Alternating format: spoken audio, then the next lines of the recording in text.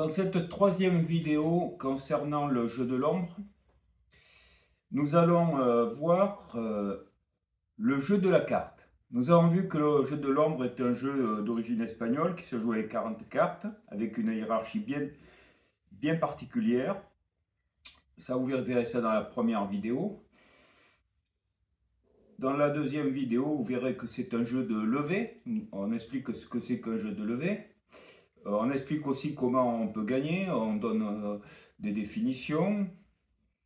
On a parlé des matadors déjà dans la première vidéo, mais on en reparle dans la deuxième, etc. Bon, il y a du vocabulaire qui est resté quand même, espagnol qui est resté, même si on a adopté un jeu de cartes français à la place du jeu de cartes espagnol. L'ombre, comme on a dit, c'est un jeu à 3 qui se joue de manière individuelle, mais à chaque coup, il y a un des 3 joueurs qui, par le biais d'enchères de contrat, va se trouver à jouer contre les 2 autres. Il va être tenu de gagner s'il veut respecter son contrat. Et les 2 autres, que l'on appelle des tiers, vont faire le nécessaire pour le faire échouer, mais de préférence par, on va dire, ce qu'on appelle un jeu remise, une remise, par remise, ça s'appelle, c'est-à-dire qu'en fait, il n'y a ni gagnant ni perdant. Sauf l'ombre. L'ombre est perdant, mais moins fort que si un des 2 autres joueurs avait gagné complètement. Bien entendu, si un des 2 autres joueurs peut gagner complètement, c'est ce qu'on appelle codille, il ne va pas s'en priver, à condition de ne pas utiliser son partenaire pour gagner, codille. Mais ce n'est pas interdit, nous allons en parler. Ce n'est pas interdit, mais ce n'est pas moral, on dira, voilà. Alors pourquoi toutes ces cartes sur la table? Bon, pourquoi? Parce que premièrement, la première vidéo, je l'ai fait avec ce jeu de cartes. C'est un jeu de cartes Grimaud, de marque Grimaud, donc français, que j'ai acquis, je dirais, est-ce que je me rappelle exactement, 1984, on va dire. Oui, en 1984. Pour vous dire, il a voyagé puisque je l'avais en Jordanie lorsque je travaillais là-bas. Je le tenais de quelqu'un, d'un Français, et donc je l'ai ramené, je l'ai toujours. Donc pour vous dire que c'était du matériel très solide. Alors, sauf que c'est publicitaire. Donc j'ai dit, bon allez, je ne vais pas faire de la publicité. Dans le deuxième, j'ai dit, il va falloir que j'aille m'acheter un jeu Grimaud moderne. Donc j'ai tourné un peu à Bordeaux et puis finalement je trouve que du Cal. Bon, c'est la même société qui fabrique les deux, c'est un jeu français aussi. Et ce sont les fameuses cartes que vous voyez ici, voilà le paquet du Cal. Vous voyez. Et bon, ben, j'ai été plutôt content, qualité premium, ok, c'est bon. Et puis lorsque j'ai commencé à vous faire la deuxième vidéo, je me suis aperçu que il y avait quand même des choses qui ne me plaisaient pas par rapport à la tradition. Alors pourquoi? Bon, je mets de côté. Parce que le jeu du Cal, il a cette particularité. D'abord, bon, c'est sur l'as de pique que s'est mis la publicité du Cal. Vous voyez. Alors que traditionnellement, sur un jeu Grimaud, là je vous montre un jeu très non, mais c'est le loto de 1984, encore. Hein. Là, la publicité, elle est dessous. L'as de trèfle. Et c'est marqué Grimaud, vous voyez, Made in France. Pas de souci. Bon, au niveau dimension, ça se vaut. Hein. Il y a peu de différence. Donc, moi, ce que je cherchais, c'est un jeu qui a l'as de trèfle comme carte essentielle. Là, elle porte la publicité, Mais avant, c'était le tampon des contributions indirectes. Ça, c'est une mode anglaise qui a choisi l'as de pique, très décoré. Donc, bon, ça me plaît pas des masses. Alors autrement, vous pouvez l'avoir. Bon, là, c'est du calme, donc il n'y a pas de publicité dessous. Voilà, ok. Pas de souci. Ça, c'est quand même un premier problème pour moi. Le fait que l'as de trèfle a perdu sa place essentielle, on va dire. Même si elle ne gêne pas le jeu, bien entendu. Plus embêtant, je trouve, c'est la répartition de ce que j'appelle les points. Ici, c'est un 7. Donc 1, 2, 3, 4, 5, 6, 7. Oui. Mais dans un jeu traditionnel français, c'est comme ça.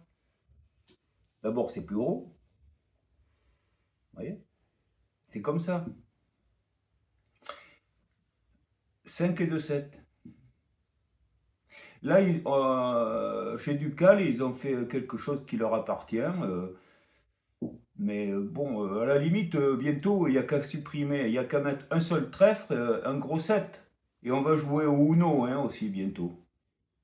Bon. Non, moi, ça ne me plaît pas. J'aime mieux ça. Et vous allez aussi voir pourquoi. Alors, voyez le 7. Bon, j'enlève le paquet ici. Je le sors. Et je vais vous montrer toutes les cartes. Par exemple, le 3. Vous voyez le 3 comme il est? Voilà le 3, il ressemble à un baudrier, quoi. Le voilà le vrai 3, traditionnel. Il est là. Il est là. Vous voyez? Ça n'a rien à voir. Là, on voit bien, là, il y a le 3. Bon, là, ok, il faut ce qu'ils veulent. Hein. Bon, pour l'As, je vous ai montré hein, que on a perdu les choses. L'As de pique, ben, finalement, c'est l'inverse. Donc, voilà. Ça, normalement, ça devrait être comme ça. Et quant au 5 de pique, ici, vous voyez comme ici, comme quelqu'un disait sur le forum, enfin, je parle de forum, c'est une chaîne, mais bon, on discute pas mal et c'est vraiment très sympa. Et ça nous permet d'apprendre des uns des autres. Bon, ben voilà, la réalité, c'est ça. Ça ressemble à un dé, quoi. Ils ont imité un peu les jeux de dés. Bien sûr, les dés allant que jusqu'à 6. Voilà, voilà. Donc ça ne me plaît pas. Je vois pas l'intérêt d'avoir fait ça. C'est pour se démarquer, c'est pour essayer de lancer quelque chose. Je comprends pas. Donc moi je vous dis, je préfère bon ça et ça et ça. C'est du cal. Je sais pas comment fait Grimaud aujourd'hui, hein, parce que c'est la même marque en fait. Bon, je pense qu'ils ont gardé. Bon, j'en sais rien. Et ça, c'est le jeu de 1984, on va dire, peut-être antérieur, de Grimaud. Voilà. Très bien. Alors c'est ça que j'aurais voulu, mais comme j'ai pas envie de jouer avec des publicités comme ça, pour vous expliquer le jeu de l'ombre, j'avais pris l'autre. Bon, mais je le laisse tomber et je crois que je le donnerai, je sais à qui je les donnerai ces jeux, parce qu'ils ne me plaisent pas. Donc, comment faire pour pas jouer avec les publicités? Eh bien, on va chercher un autre jeu. Alors là, ici, vous avez les cartes Vitrex, hein, qui sont anciennes. Hein. Ils ont encore leur paquet. C'est du Grimaud. C'est les cartes lavables, mais c'est des jeux de 32 cartes. Il est complet, vous voyez, avec la bande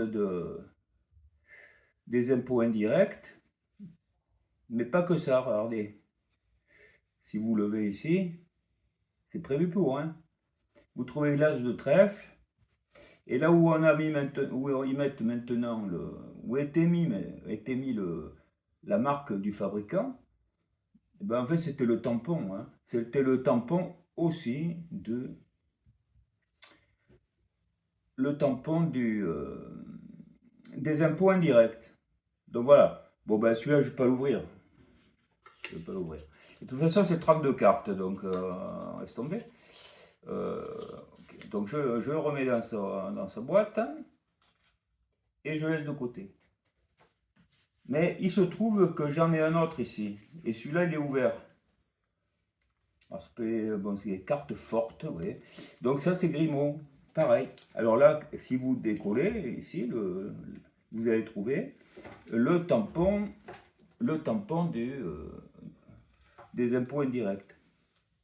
Et le bandeau, voilà, qui est estampé d'ailleurs, hein, ici. Voilà. Et dedans, vous allez trouver les cartes, qui sont les mêmes sûrement que ce qui est dans l'autre paquet. Donc ça, c'est du Grimaud, hein, c'est du vrai Grimaud qui glisse bien. Ouais. Et qu'est-ce qu'on va avoir? Ben, vous voyez, en plus, c'est les 4 index. Hein. Et ben voilà, vous avez l'as de trèfle. On peut vérifier les dimensions. C'est encore un peu plus petit. Alors donc, pas de beaucoup. Hein. Si je prends ici, ah ben là, oui, quand même. Hein, on voit qu'il y a quand même une différence. Comme ça, hein. Voilà. Ben, c'est quasiment la marque rouge, la carte d'origine. Bon, ça, c'est pas gravissime. Hein. Donc voilà, vous voyez, donc ça c'est du Grimaud et c'est du Grimaud, voilà. Et si je vais chercher donc les fameuses cartes qui sont là, bon ben regardez l'as de pique. Hein.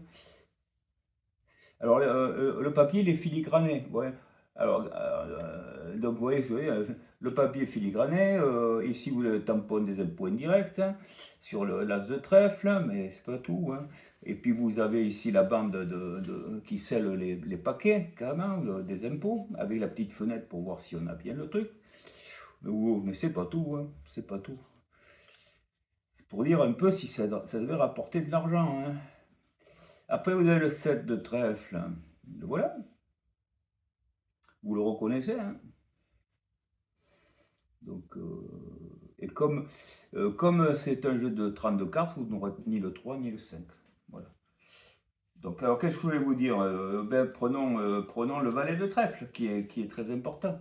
Voilà le valet de trèfle. Et le valet de trèfle, il est très joli. Et ben dedans, vous avez, ici, je crois que ça s'appelle le Bluto. Et ben dedans, vous avez marqué aussi administration des. C'est quoi ces impôts? Administration, quand on n'a pas ces lunettes qui vont bien, on va en chercher d'autres. Allez, j'y vais. Est-ce que ça sera mieux?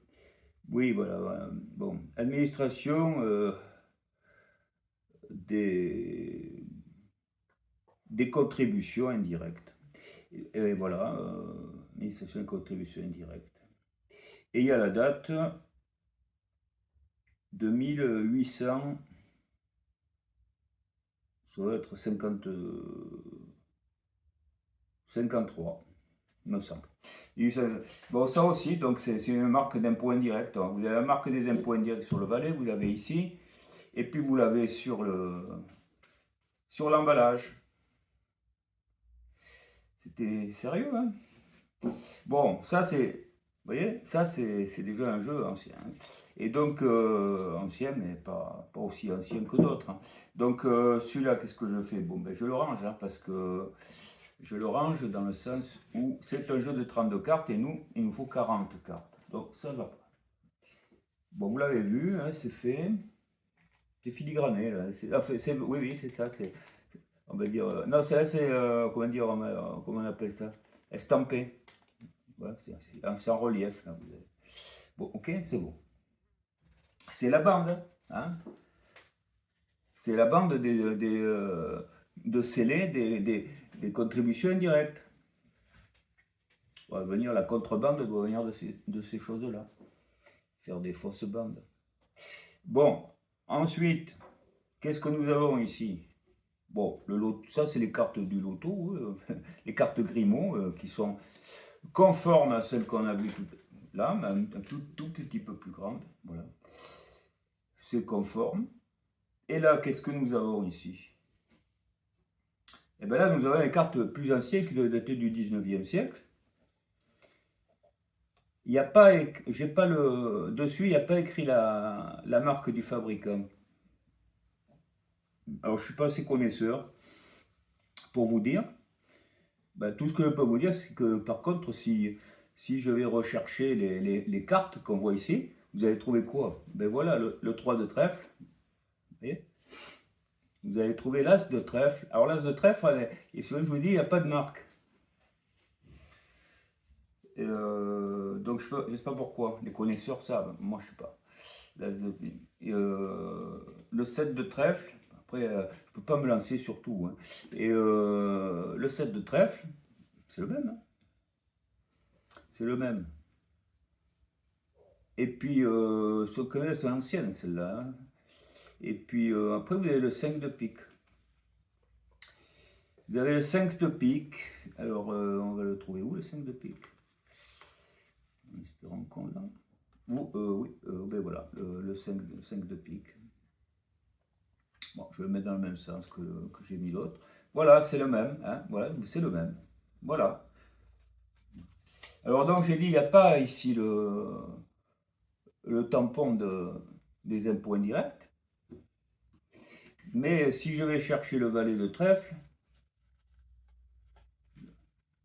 là, vous voyez, dans le bluto, il est écrit contribution, administration,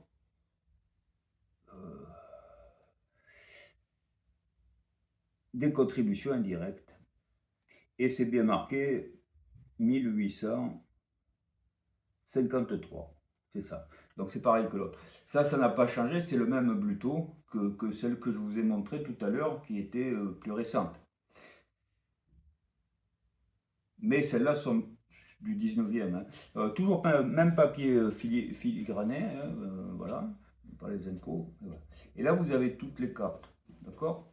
Là, c'était un jeu de 52 que j'ai réduit à 40 cartes. Voilà. Alors, qu'est-ce que l'on note?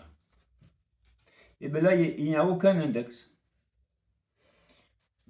Parce qu'avant, à l'époque de Louis XIV, par exemple, bon, je voyais des cartes, c'était pas avec exactement cette figure, mais en plus, c'était des figures en pied. Là, elles sont coupées en deux. Comme ça, si on les reçoit, comme ça, on n'a pas besoin de tourner pour le savoir. Parce que quand vous tournez une carte, les adversaires peuvent se dire, tiens, il a des figures. Hein.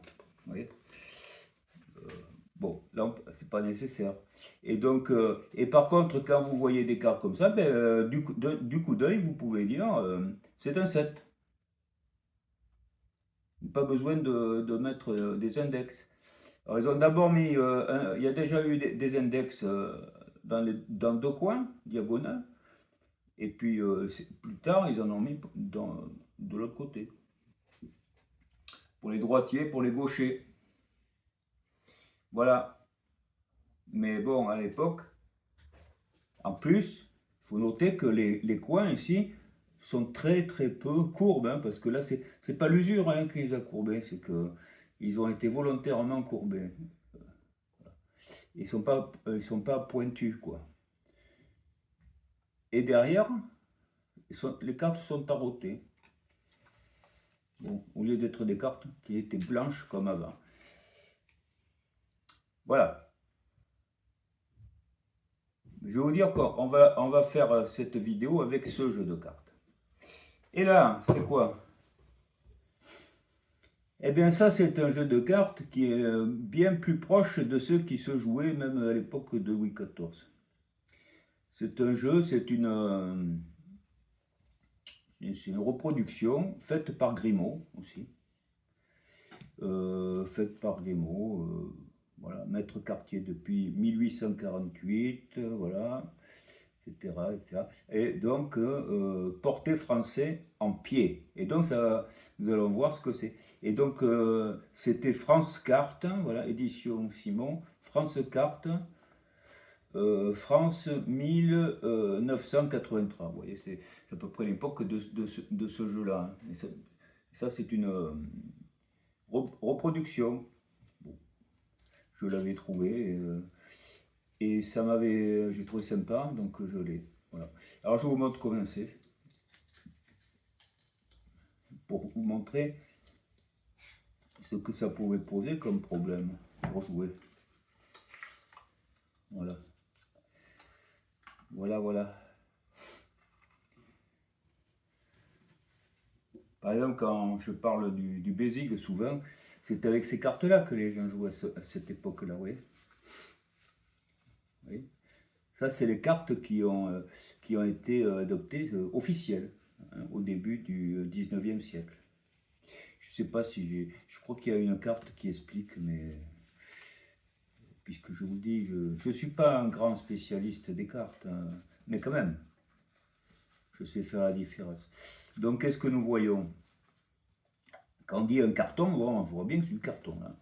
Et on voit que le dessin sont plus grossiers au niveau des points. C'est tout ce que je peux dire. Et voilà. Le voilà. Et jeu portrait français en pied. Seconde version du jeu portrait français en pied de 1813. Édité en France sous la Restauration. Et oui, on ne voit plus les abeilles de Napoléon. Sous la Restauration, entre 1816 et 1832. Les fleurs de lys ont remplacé l'aigle impérial. Créé au XIXe siècle, dessiné par David et réédité par Baptiste-Paul Grimaud. Il a pu être réalisé grâce aux documents, etc., de la collection d'Alain Borvo. Voilà, pour votre plus grand plaisir et pour enrichir votre collection. Donc, ils ont imité un fond blanc. Et voilà, voilà nos cartes. Voilà comment les gens jouaient, même donc, et ça je pourrais vous le montrer sur le livre 1909, en zoomant sur les gravures, et vous voyez que c'est quasiment les mêmes, hein. Donc moins bien dessinés, mais c'est les mêmes. Donc voilà, vous voyez, il y a les noms, vous voyez, il y a tout. Si je vais chercher les cartes typiques, voilà l'as de trèfle, lui. Hein, voilà l'as de trèfle. Tout simple. Tout simple.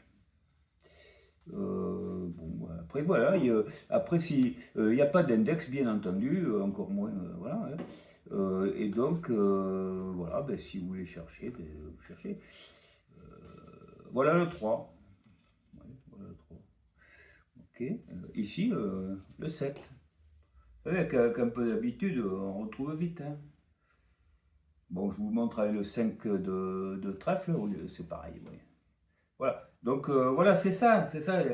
Et puis là, et puis d'un seul coup, je sais pas ce qu'il a pris Ducal, bon, ben, il dit, on va mettre des petits trucs comme ça. Ça ne sert pas à grand chose. De toute façon, avec tous les index qu'on a ici, je vous dis, vous prenez des cartes du Uno, et puis c'est bon. Hein. Ou dans le style. C'est pas grave. Alors après, vous avez les portraits anglais. Hein. Et ben, c'est pas vilain. Hein. C'est pas vilain. Mais c'est pas conforme. Bon, quoique c'était un jeu à l'époque de Rouen, je crois, et, qui était repris en Angleterre. Bon, voilà. Mais je reviendrai sur le Bézigue parce que le Bézigue, de mon avis, ne peut être joué normalement que avec un jeu au portrait français. Voilà. Ça date de l'époque du Bézigue. Hein. Voilà. Regardez, quand vous distribuez les cartes et que vous recevez les cartes, elles sont comme ça, vous les relevez comme ça, vous voyez? La dame est à l'envers, vous allez faire ça. Hein. Mais bon, il y en a qui pouvaient aussi faire semblant de tourner une carte pour faire croire qu'ils avaient des figures, vous voyez? On peut tout imaginer. Hein. Personnellement, j'ai joué avec un jeu comme celui-ci, là, où il n'y a pas d'index. J'ai joué, pourquoi? Parce que chez mon grand-père, à la Bastide. Il vit dans une usine. Le logement de fonction, et puis qu'est-ce qu'il y avait? Il y a les tiroirs toujours du buffet, et puis dans le tiroir du buffet, vous avez c'est les trésors. Hein, pour les gamins, c'est les trésors. On peut passer un temps fou à fouiller là-dedans. Il y a des odeurs de vieux là-dedans. Et lorsque les grands disaient bon, on va jouer la belote, mais on va jouer la bataille aussi. Eh bien, c'était des jeux comme ça. Il y avait des jeux comme ça. Et donc, il n'y avait pas d'index. Parce que les gens, ils gardaient pas un jeu de cartes pour jouer 2 ou 3 fois. Hein. Ça pouvait peut-être passer d'une génération à l'autre. Donc, moi, ça me travaille pas trop de jouer sans index. Hein. Je vous le dis tout de suite, ça ne me gêne pas. Je vais ranger ce jeu-là, on reviendra dessus pour d'autres choses. Donc, on range tout. Ce qui ne nous intéresse pas. Eh bien, on va ranger ce jeu qui est quand même d'une bonne qualité, entendez ça. Bon, voilà, c'est pas grave. Il faudra peut-être un jour à publicité pour le loto, le jour où j'aurai gagné peut-être. Excusez-moi.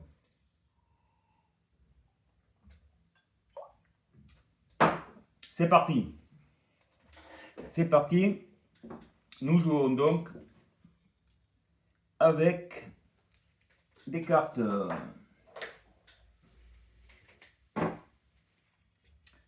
du 19e siècle que nous mélangeons bien. Voilà.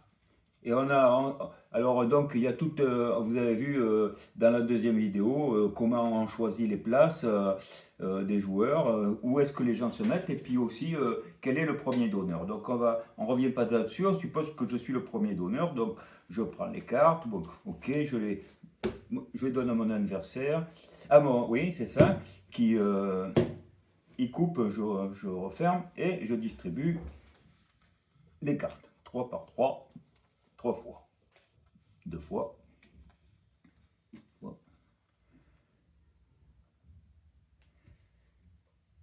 3 fois, 3 fois et 3 fois. Et donc 1, 2, 3, 4, 5, 6, 7, 8, 9, 10, 11, 12 et 13.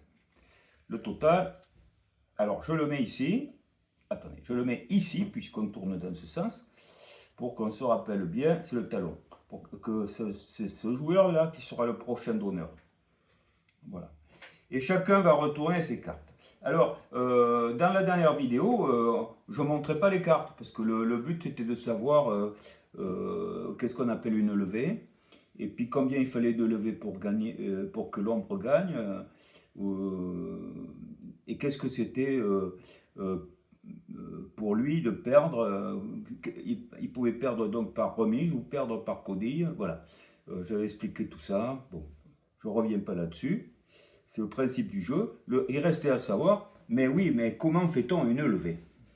Alors c'est ce qu'on appelle le jeu de la carte. Le jeu de la carte. Donc je vais retourner les cartes qui me sont arrivées. Évidemment, dans le jeu, on ne les retourne pas. Hein. Mais ça, c'est pour qu'on apprenne à y jouer. Donc je classe par couleur. D'abord, vous allez voir ce que je vais faire. Ok. Vous voyez que je n'avais pas trop de soucis. Hein. Voilà. Voilà. Alors évidemment, là, quand il n'y a plus d'index. Hein. Bon, ok, d'accord. Et puis le 2 de trèfle. Ici. Et comme on avait dit, l'as de trèfle, je le mets à part parce que c'est un atout permanent, c'est un matador et on l'appelle la batte. Ok, c'est fait. Est-ce que c'est dans l'ordre? Alors je mets les plus fortes en haut et puis les plus basses en bas. Bon, on sait que l'as, il vient sous le valet, donc c'est bon. Ici, ici, ici. Et on fait la même chose pour ce joueur.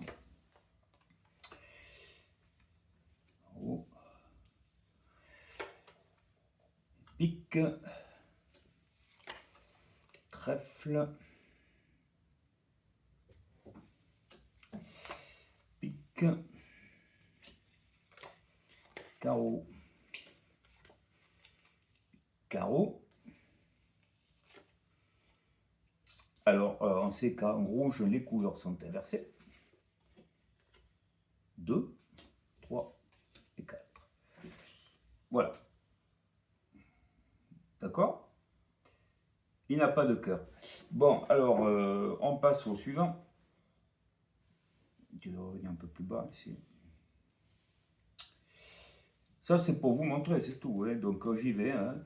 Donc, on va voir les carreaux. Donc, 5, 7. Le 7, il est où le 7? Il est en dessous. Le 4, il est en dessus, puis c'est inversé, il est rouge. Après, vous allez avoir du pique. Voilà. Et puis encore du carreau. Et puis du cœur. Alors le cœur, nous, on a dit qu'il va venir ici. Là. Voilà, vous voyez, j'ai rangé toutes les cartes de la première, de ce qu'a reçu le joueur. Voilà. Voilà. D'accord? Voilà. Donc, quand la donne est faite, que chacun a tout ça en main, il a trié, bien sûr, il les a comme ça, dans sa main, et bien, à ce moment-là, commence le contrat. Alors, je vous dis déjà, je reviendrai sur les contrats, mais je vous dis succinctement en quoi ça consiste. Ça consiste à améliorer son jeu. Déjà, à voir si on peut améliorer son jeu, ses cartes, en changeant des cartes par exemple, et de voir surtout si on peut gagner, si on a la faculté de gagner. Et on a vu que par exemple, si on fait 5 levées sur 9, fatalement, on a gagné. Donc si on est sûr de faire 5 levées, en choisissant le bon atout, alors on peut demander à être l'ombre, d'accord, à celui qui va jouer contre les deux autres. On peut le demander. Si on manque, vous voyez, mais qu'on n'est pas trop loin du compte, alors on peut chercher à améliorer le jeu. Et pour l'améliorer, on va dire que, oh oui, d'accord, on est prêt à devenir l'ombre, mais à condition que d'écarter. Voilà. D'écarter, alors écarter, ça veut dire qu'on va jeter autant de cartes qu'on veut. D'accord? On va compter, et puis on va les remplacer par celles du talon. Il y en a 13, bon, et tout le monde fera ça, hein, de façon. Bon, mais ça, on reviendra sur les contrats. Donc, on peut donc faire ce qu'on appelle un contrat sans prendre, c'est-à-dire sans prendre des cartes au talon, c'est le plus haut rang. Et puis en dessous, vous avez le jouer en écartant. Voilà. Alors, à ce moment-là, s'il y en a qui veulent jouer en écartant, oui. Mais par contre, qu'il y en a un qui veut jouer sans prendre, alors c'est celui qui joue sans prendre qui gagnera le contrat. Alors, on reviendra sur ça. Mais maintenant, de façon pour savoir si on a la faculté on est en mesure de gagner ou pas, moyennant peut-être des modifications, eh bien, on peut aussi passer hein, sur les contrats. Si bon, on se dit, je laisse tomber mon tour, hein, c'est pas la peine. Mais on reviendra là-dessus. Donc, c'est 3 possibilités. On passe, on joue sans prendre, ou bien on demande à jouer. C'est ce qu'on appelle jouer en demande. Pour savoir s'il y en a d'autres qui voudraient demander à jouer, c'est-à-dire qu'on veut jouer en écartant. Oui. Et donc, s'il y en a un qui dit oui, mais non, moi je joue sans prendre, ben, à moins que celui qui s'est proposé revienne sur sa décision, ça sera celui qui joue sans prendre qui jouera. C'est tout. c'est quasiment impossible qu'il y en ait deux qui puissent prétendre. Mais bon, on ne sait jamais. Voilà. Voilà, voilà. Donc, on va supposer que les enchères sont faites. Et puis que qui est-ce qui va être l'ombre, par exemple. On va dire que le jeu est comme ça. Mais pour faire ma démonstration, il faut quand même que je rajoute des cartes. Oui. Alors, je vais me mettre l'as de pique. Je vais laisser tomber mes deux trèfles. Oui. Je vais laisser tomber mes deux trèfles. Je vais laisser par exemple celui-là ici. Donc 1, 2, 3, 4, 5, 6. 1, 2, 3, 4, 5, 6, 7, 8. Il m'en faut quand même une neuvième. Ok. Et je vais, par exemple, hein, je veux dire, oui, non, je vais mettre le 2 de cœur ici. Voilà. Et puis, voilà, donc il m'en faut 2. Donc si je lui ai 2 de cœur, je vais lui enlever celui-là, par exemple, que je vais prendre. Je refais un peu les jeux pour pouvoir expliquer, autrement on ne va pas y arriver. Et il m'en faut une autre. Il m'en faut une autre. Et je vais dire par exemple que je vais jouer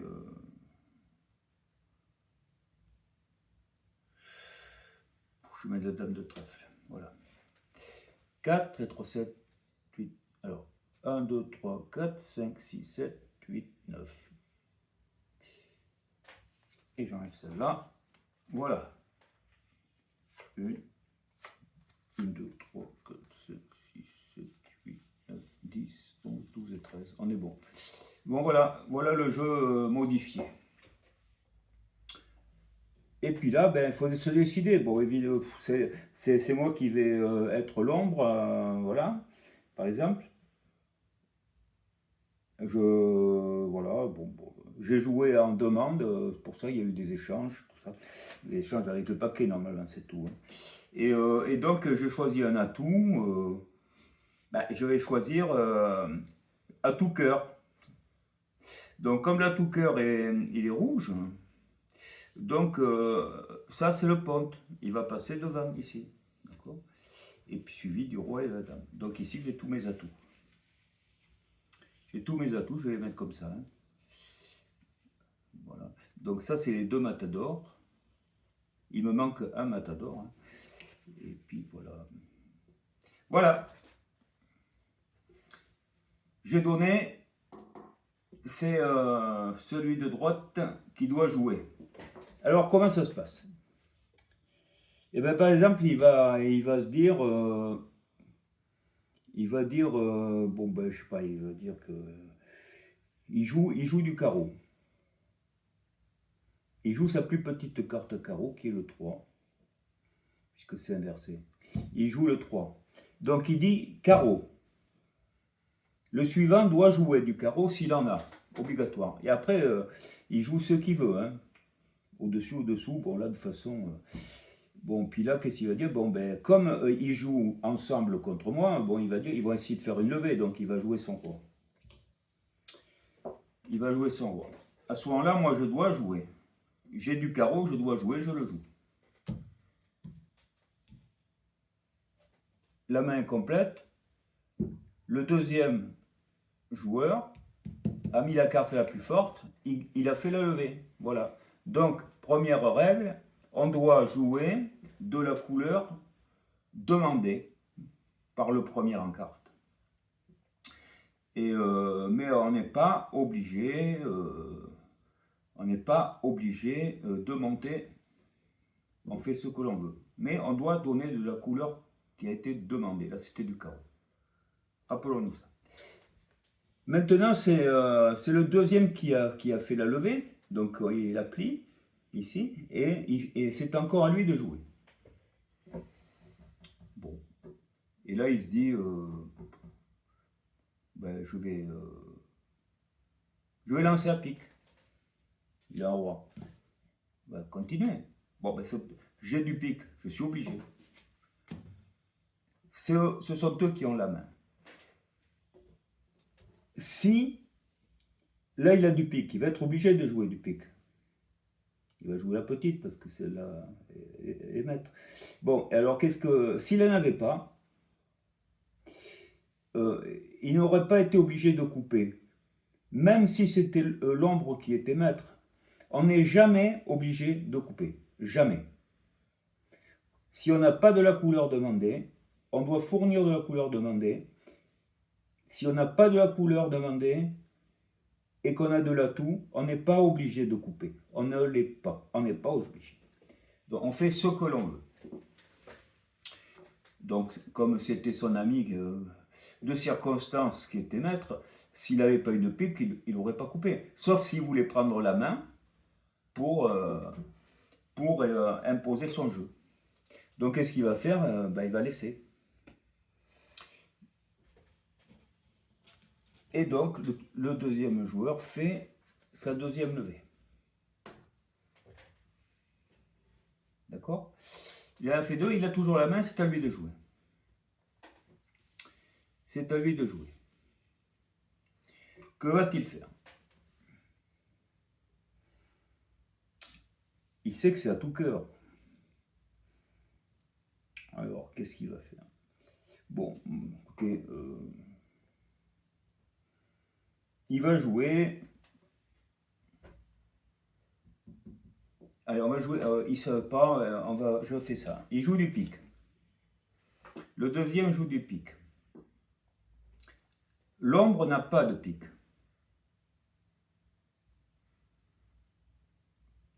Il n'est pas obligé de couper.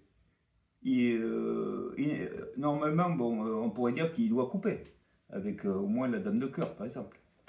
Mais là, il n'est pas obligé. Il n'est pas obligé. Bon, ben,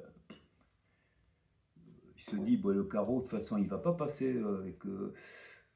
bon, donc la dame n'est pas passée. Bon, elle peut se trouver là. Hein. Bon, il se défausse. Il se défausse. Et le troisième joueur, qu'est-ce qu'il va faire? Ben là, de toute façon, quoi qu'il joue, il va prendre, hein, parce qu'il est au-dessus. Ça, c'est le 4 et le valet. Il va jouer le 4 et il va faire la main.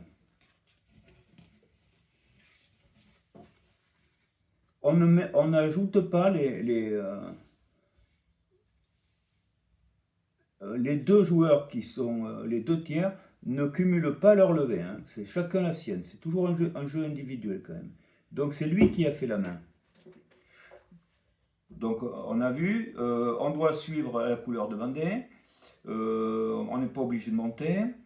Par contre, si on n'a pas de la couleur demandée et qu'on a de l'atout, on n'est pas obligé de couper. On peut se défausser.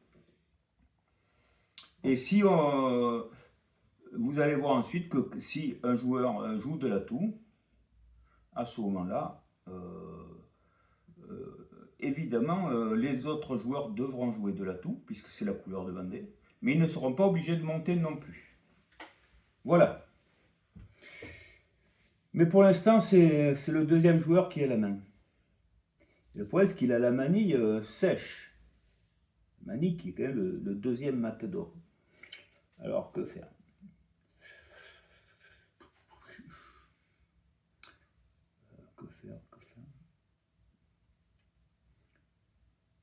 Alors, il va jouer du carreau. Bon, il dit, allez, je joue le carreau, il va être maître, mais bon, il pense qu'il en a encore, bon, je sais pas pourquoi. Bon, bref, carreau. C'est suivi. On joue pas au point, hein, on joue au lever. Hein, c'est pas un jeu de pli, c'est un jeu de lever, donc autant garder les bonnes cartes, hein, les plus fortes. Bon, voilà, donc il joue,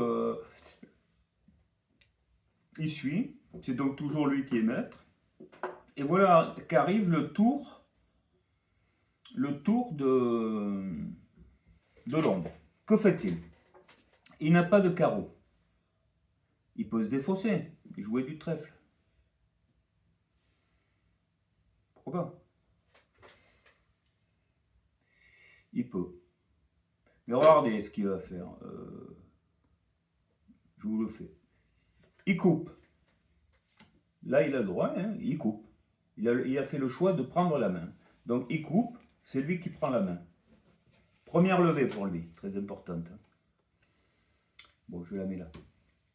Première levée. Et il a la main. Alors, regardez ce qui se passe. Supposons que l'ombre joue le roi de cœur et il dit à tout. À ce moment-là, les autres joueurs doivent jouer à tout. Par exemple, ici, un valet et un 7 qui sont jouables.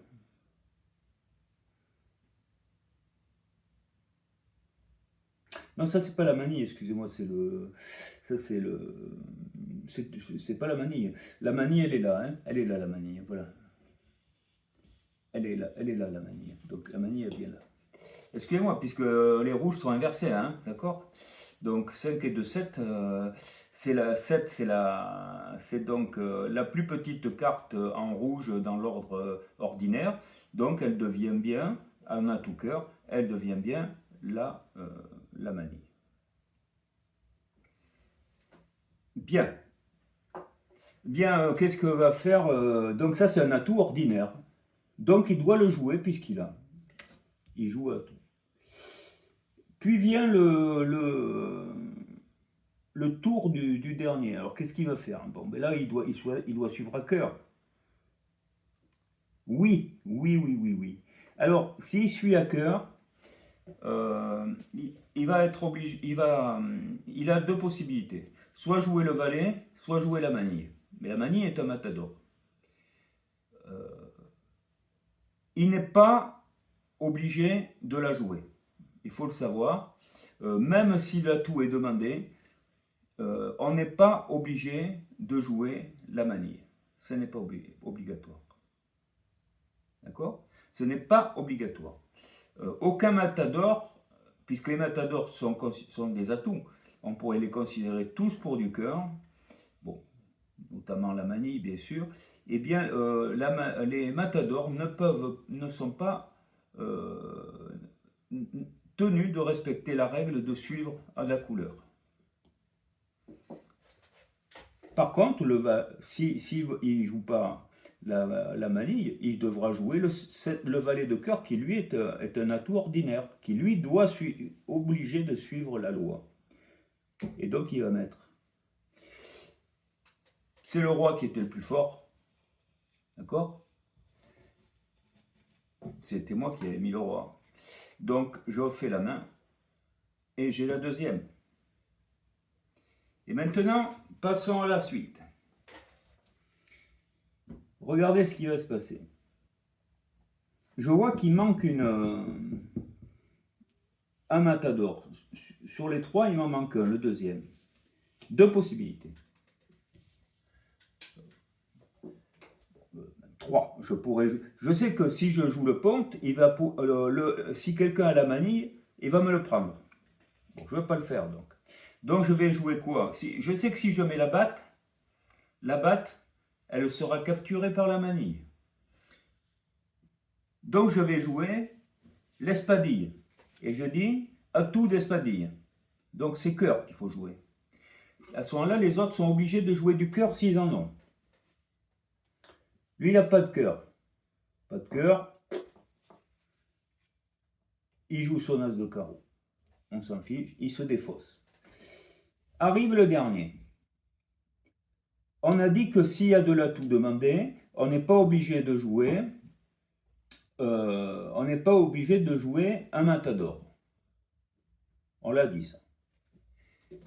Sauf, le truc, c'est que il faut bien se tenir ça, c'est que si le premier a joué, le premier, celui qui avait la main, sur, ou le premier en carte, et après c'est celui qui a la main. Celui qui fait la demande, qui demande une couleur, eh bien, s'il joue un matador, ce matador va forcer les matadors qui lui sont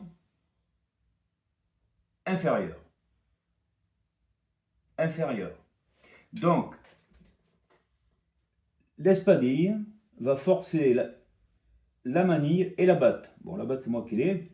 Donc, si quelqu'un a la manille, il sera obligé de la mettre, à condition que cette manille soit sèche dans sa main. C'est-à-dire, s'il avait un autre petit atout, il pourrait le jouer, puisque c'est de l'atout demandé. Mais s'il n'a rien d'autre qu'un matador, même s'il avait la batte, hein, il serait obligé de les jouer. Et c'est comme ça que les gros matadors, et les gros c'est qui c'est la batte, excusez-moi, c'est l'espadille et c'est la manille. Vous voyez, la batte étant la plus petite, le plus petit matador, il n'a pas d'autre matador en dessous de lui, donc il ne peut forcer personne. Il peut forcer à jouer de l'atout, mais c'est tout. Mais si quelqu'un n'a pas d'atout et qu'il a soit la manille, soit la manille, soit l'espadille, il ne sera pas tenu de le jouer. Voilà. Bon, moi j'ai joué espadille. Donc, lui, normalement, il doit jouer du cœur. Il n'en a pas, il se défausse. Autrement, il aurait dû jouer du cœur. Arrivé ici, qu'est-ce qui se passe? Le troisième, qu'est-ce qu'il fait? Il regarde son jeu et il dit, mince, j'ai pas de cœur autre que la manille. À ce moment-là, il est obligé de la mettre. Ça n'aurait pas été le cas si ça avait été la batte qui a été jouée ou si ça avait été un autre atout. Et il a perdu il a perdu, puisque l'espadille est plus forte. Et je fais ma troisième levée. Voilà. Ajoutons une chose. C'est que quand je dis que un matador, les matadors les plus forts forcent les plus faibles, ce n'est vrai que si c'est celui qui demande, c'est celui qui joue le premier, qui l'a mis ce matador supérieur. Parce que si je jouais un atout et que le deuxième jouait, et ça pourrait être l'ombre, hein, le deuxième, et qu'il jouait l'espadille par exemple, eh bien, le troisième n'aurait pas été obligé de jouer la manille. Il n'est pas obligé. Il n'y a que le premier, que celui qui excusez-moi, que celui qui demande de la couleur qui force les autres. Le deuxième ne force personne. Ça, c'est très important. Voilà. Et puis après, ben, on continue à jouer. Voilà. Donc j'ai la main. Bon, ben, là, comme la manille est tombée, vous voyez, la manille est tombée. Donc l'espadille est joué, la manille est tombée. Troisième matador, c'est la batte. Et derrière la batte, qu'est-ce qui suit? Le ponte. Donc ces ces deux cartes me font deux levées sûres. Hein, voyez, deux levées sûres. Il n'y aurait que celle-là que je ne sais pas. C'est tout. C'est tout. Donc, qu'est-ce que je ferais là? Ben, je jouerais par exemple, ben, le ponte. À ce moment-là, ben, lui, il ne sait pas quoi faire. Ben, il se dit, bon, ben, je joue une petite. Et puis lui, il joue encore une petite. Et j'ai encore ramené. Vous voyez? Voilà.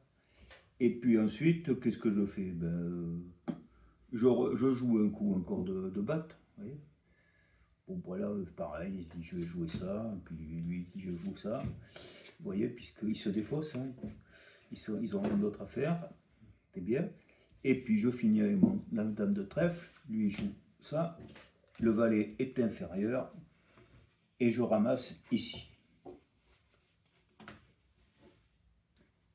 Voilà où j'en suis, c'est-à-dire qu'en fait, je suis l'ombre et j'ai fait 1, 2, 3, 4, 5, 6. 6 levées, une ici et 2 ici. L'ombre a gagné son contrat. Il sera payé de ce qu'on lui doit. Et ça, on verra ça dans une prochaine vidéo. Donc voilà, c'est ça le jeu, le jeu de la carte. Je pense que vous avez bien compris. Et j'aurais pu, lorsque il me restait, lorsque j'étais sûr de faire 5 levées, j'étais sûr de gagner, hein, de toute façon. Voilà. À ce moment-là, j'aurais pu poser mes deux atouts majeurs, la batte et le ponte, et montrer que je faisais 2 levées. Voilà, ça c'est possible. Donc voilà ce que c'est que le jeu de la carte. Et voilà le pouvoir aussi des matadors lorsqu'ils sont dans la main du premier à jouer sur une levée. Première en carte, au tout début, celui qui a la main, à chaque autre levée. Voilà. Lorsque c'est terminé, les paiements se font et la donne passera au joueur qui suit, qui est de l'autre côté par rapport à moi, qui est à droite du talon. C'est lui qui va mélanger, qui me fera couper, et on recommencera pour un coup suivant. Voilà. Très bien. Et alors, il y aura peut-être un autre ombre, etc. Voilà. Est-ce que je pourrais rajouter quelque chose? Oui, je pourrais vous rajouter quelque chose. Parce qu'il y a une autre possibilité, c'est qu'un joueur arrive à faire toutes les levées. Il arrive à faire toutes les levées. Au jeu de l'ombre, ça s'appelle faire la vole. V-O-L-E. Ça vient de l'espagnol, bola. Et donc, celui qui fait la vole, il va être payé encore plus. Hein. Bon, c'est l'ombre, hein, bien entendu, qui fait la vole. Il y a 2 types de vol. Alors, je vais vous donner un qui n'a rien à voir avec les contrats. Il y en a un qui est dans le jeu. Je suppose, regardez, j'enlève tout ça. Bon, c'est distribué chez les autres. Hein. Regardez ce qui se passe. Je joue, je fais la première levée, la deuxième levée, la troisième levée, d'accord? Et je fais la quatrième levée. Je n'ai pas la certitude, et les autres n'ont rien. D'accord? Je fais la cinquième levée. Si je fais la cinquième levée, j'ai gagné. D'accord? J'ai gagné. J'ai gagné. Donc, mon contrat est rempli. Mon contrat qui était un sans prendre ou un jeu en demande. Et c'est gagné. Donc, c'est pas la peine de continuer. Si je m'amuse à prendre une carte de mon jeu et la jouer. Autrement dit, je dis que je vais continuer. C'est pour eux, pour les autres, je continue. Alors que j'ai gagné. Eh bien, du moment que vous avez joué cette carte, et vous ne pouvez pas revenir là-dessus, c'est un peu comme, on va dire, au jeu du trick-track, hein, lorsque vous avez touché une dame, vous ne pouvez pas revenir dessus. Si vous avez lancé les dés, vous ne pouvez pas revenir dessus. Bon, là, si vous avez lancé 1, 2, 3, 4, 5, une carte, c'est que vous voulez faire la sixième levée. Autrement, ce n'était pas la peine de le faire. D'accord? Eh bien, qu'est-ce qui va se passer? Qu'est-ce qu'il va se passer? Eh bien, il va se passer que si vous avez fait ça, vous avez intérêt à avoir fait de manière consciente. Parce que ça implique que vous allez être obligé de faire toutes les levées, c'est-à-dire de faire la vole. Sinon, si vous ratez la vole, c'est-à-dire que vous ratez toutes les levées, parce que dès qu'un autre joueur aura fait une levée, ça sera terminé, la vole ne sera plus possible. Ça se fait la vole engagée. Ben, si vous ratez cette vole engagée, vous serez pénalisé lourdement. Voilà. Et ça, c'est pareil, on en reparlera avec les paiements. Alors, c'est pas un contrat, ça. Hein, voilà. Mais je vais quand même parler de la vol par contrat, puisque tout à l'heure, j'ai dit il y a trois sortes de contrats. Il y a le sans prendre, celui-là où on dit, bon, ben, moi, je n'écarte pas. Les autres auront le droit, mais moi, je n'écarte pas. Ok, c'est moi l'ombre. Si, voilà. Il y a le en demande, bon ben c'est là, ben, si c'est accepté, bon ben, eh bien c'est moi, je suis l'ombre, mais je vais échanger des cartes comme les autres vont le faire aussi, et tout ça on le reverra. C'est plus faible comme un contrat. Et puis et il y en a un au-dessus de tout qui est de jouer sans prendre et de faire la vol. C'est-à-dire qu'avec les cartes que vous avez en main, après la donne, vous avez 9 cartes qui, dans votre esprit,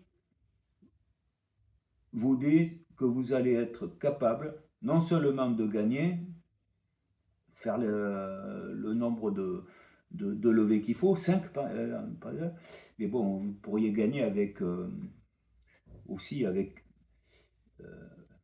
4 levées, hein, s'il y en a un qui a fait 3 et l'autre 2. Bon, mais là, il faudra que, si vous faites par contrat la vol, à ce moment-là, vous devrez faire la vol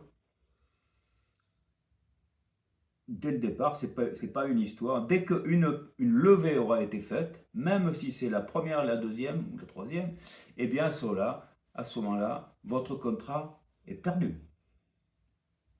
C'est tout. Et comme on parle du jeu de la carte, il faut quand même dire ce qui se passe lorsqu'il y a la vol.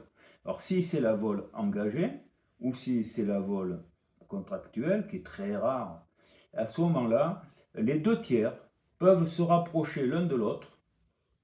Jusqu'à présent, ils n'ont pas le droit de communiquer. Et donc, qu'en jouant, quoi. Et ils n'ont rien à dire, à part annoncer la carte, la couleur de la carte qui joue, c'est tout. Eh bien, à ce moment-là, qu'est-ce qui va se passer? Eh bien, les deux joueurs peuvent se rapprocher, regarder le jeu de l'autre, mais n'ont pas le droit de discuter, tiens, joue ça ou ça. Mais ils jouent en sachant ce que l'autre a, c'est tout. Mais il n'y a pas de... on ne parle pas quand même. Voilà. Donc en fait, ça devient ça complique la vie de l'ombre. Hein. C'est fait pour, bien entendu. Voilà. Voilà ce qu'il faut savoir. Et quant à la parole, puisque j'ai dit qu'au jeu de l'ombre, on n'a rien à dire, on ne discute pas. C'est un jeu qui se passe en silence, à part ce que je vous ai dit. Lorsque le jeu de la carte est lancé, on annonce la carte, la couleur, etc. Puis voilà, c'est tout. Hein. On dit, voilà, ça c'est l'espadille, ça c'est la batte, la manille, mais c'est tout. Voilà. Et puis c'est tout. Eh bien, c'est pas tout. Parce qu'en fait, au niveau des deux tiers, moi je suis l'ombre, ce tiers-là, il peut par exemple mettre, il joue la dame ou même moi j'ai joué, hein, j'ai demandé trèfle, il joue la dame de trèfle, il a la main, c'est lui qui a mis la plus forte au-dessus de moi. Le troisième, à ce moment-là, il pourrait mettre le roi dessus. Mais le deuxième a le droit, au moment où il met la carte, de dire Gano. Gano, il peut simplement dire Gano. Ou Gano du roi, parce que bon, au-dessus, il n'y a que le roi. Gano du roi. C'est pour dire à son partenaire de circonstance, le deuxième tiers, que il lui demande de ne pas faire la levée et de lui laisser. Voilà. De lui laisser. Parce que il a un jeu plus dans son esprit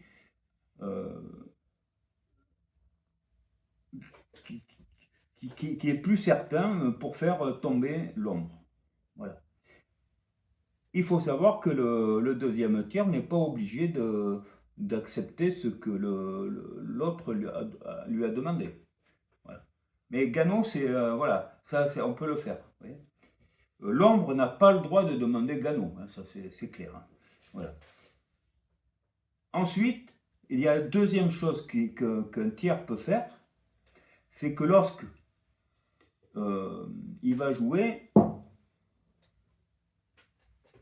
s'il sait qu'il n'y a plus de cette couleur, ou s'il joue un atout, il va taper sur la table en même temps qu'il va jouer sa carte, et il va dire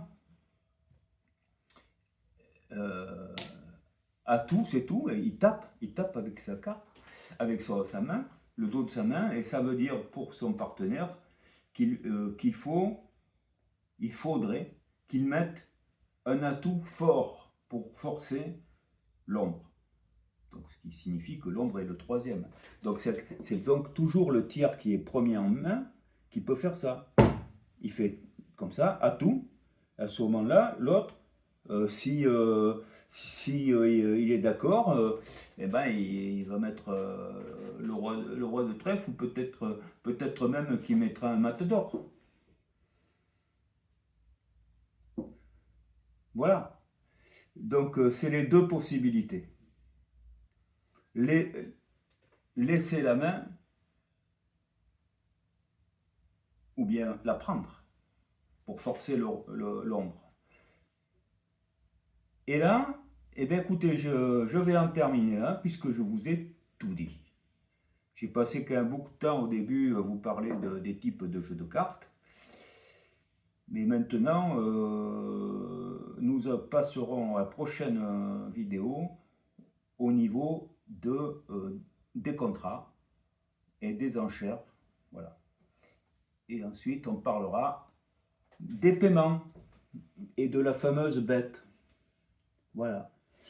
Et puis après, je vous dirai qu'une fois qu'on aura parlé de tout ça, du matériel de paiement, etc., comment ça se passe pour marquer, eh bien, on parlera de la longueur d'une partie, et puis, et ça sera terminé. Ça sera terminé. Mais là, déjà, avec toutes les données que vous avez, vous pourriez jouer. Vous pourriez jouer, faire des levées, c'est tout. Prenez 9 cartes, bon.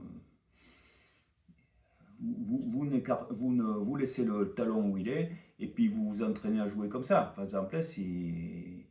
Voilà. Simplement pour s'habituer à la hiérarchie des cartes, etc.